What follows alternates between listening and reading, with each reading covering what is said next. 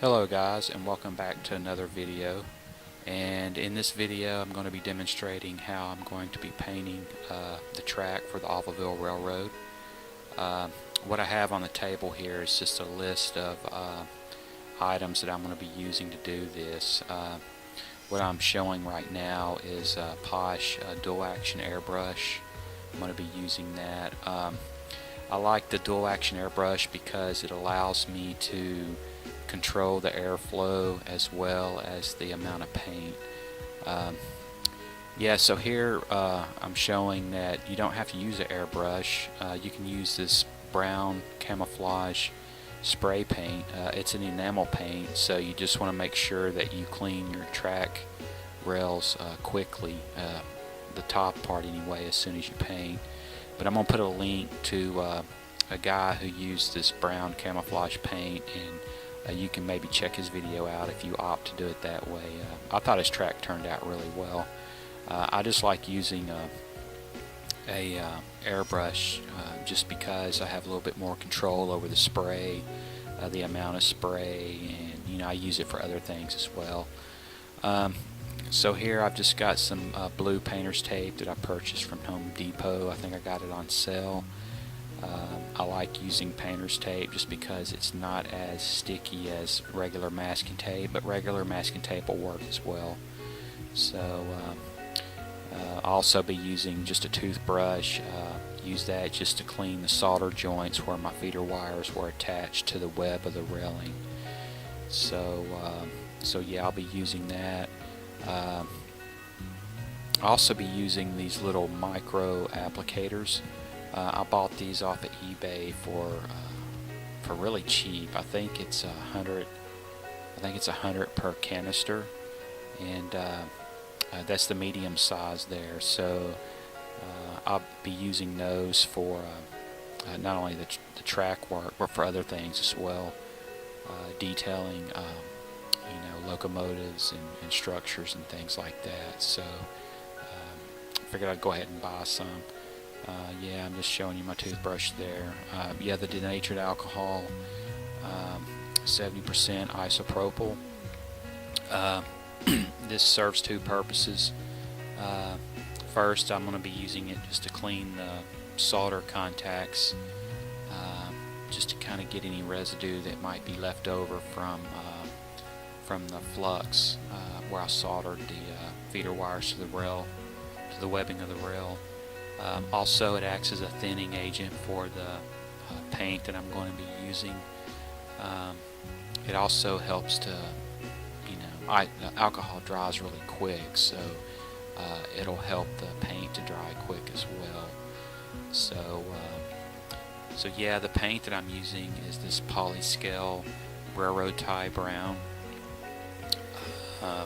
It's kind of hard to find on eBay. I looked up and found these two bottles.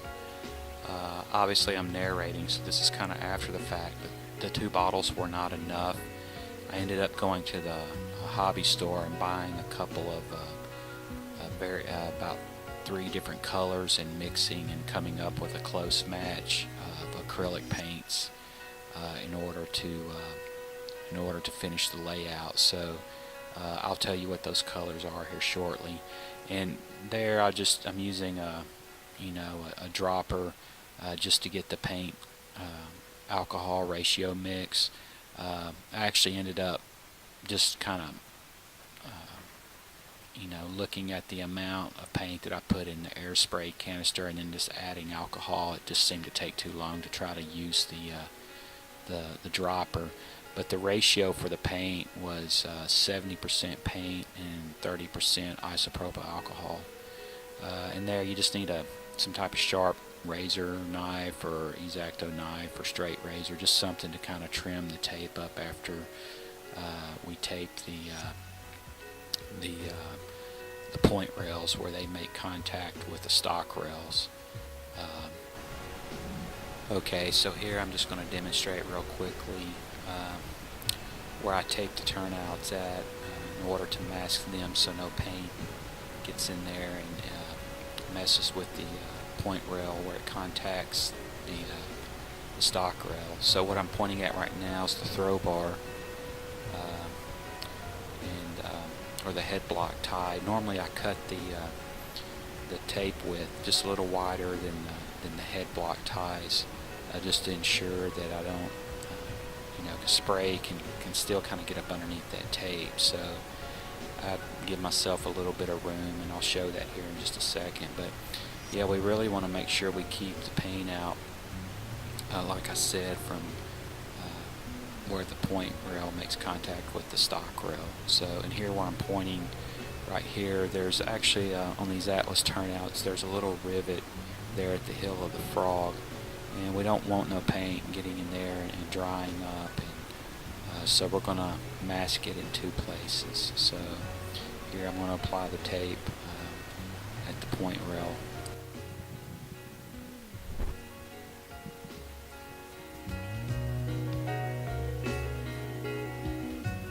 So after I get this piece of tape on, then I'll go ahead and mask the heel of the frog as well.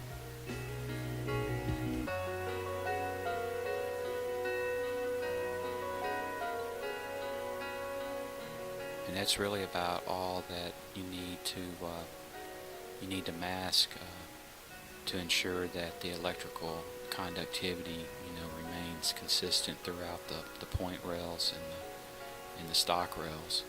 So now what I'll do is I'll take my X-Acto knife and go back and actually trim the tape all the way to the rail.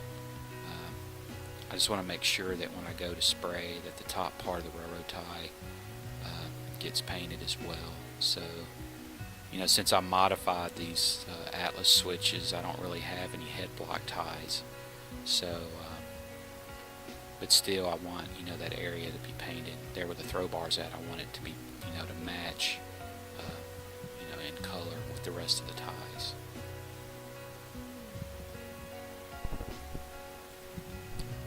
Okay, so here's a better view.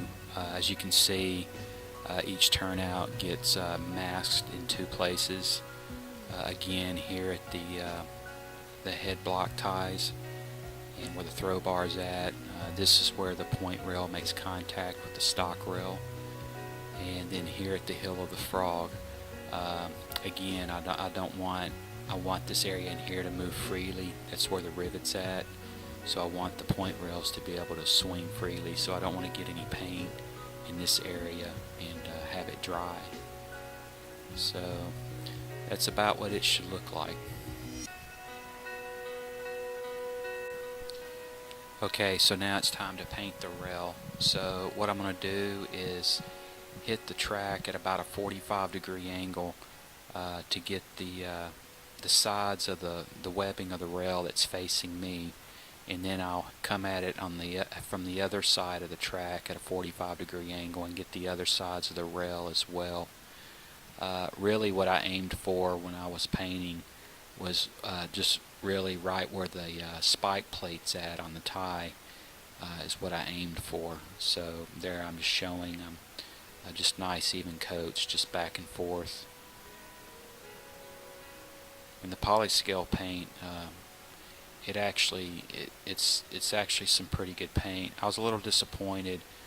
One of the bottles that I bought, I don't know if it had been sitting on the shelf a long time, but it was a little thick on the bottom, so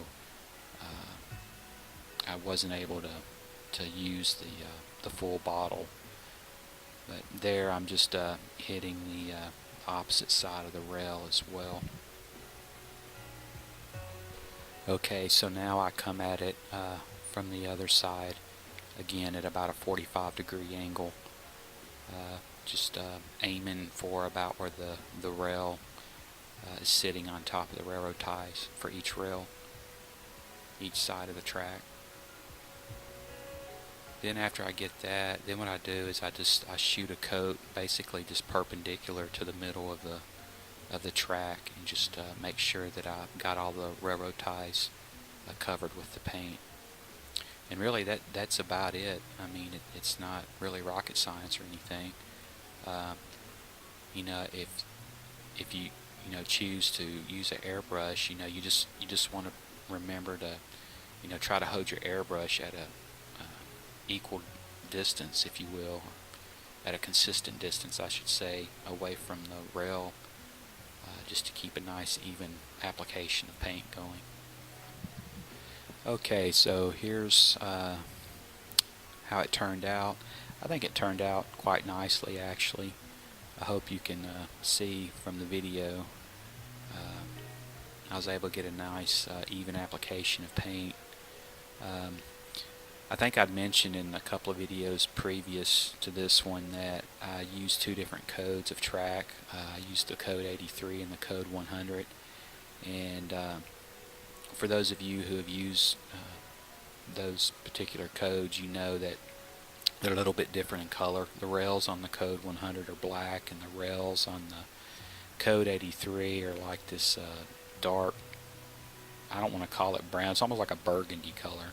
I guess it's close to brown, but so anyway, I think it it helped to make everything look uniform. There I was just showing you the areas of my track where I ran out of paint. So the paint that I used to match the railroad tie brown is I used dark burnt umber, deep taupe, which is like a gray color, and then I used olive green. I hope this helps. Thanks for watching.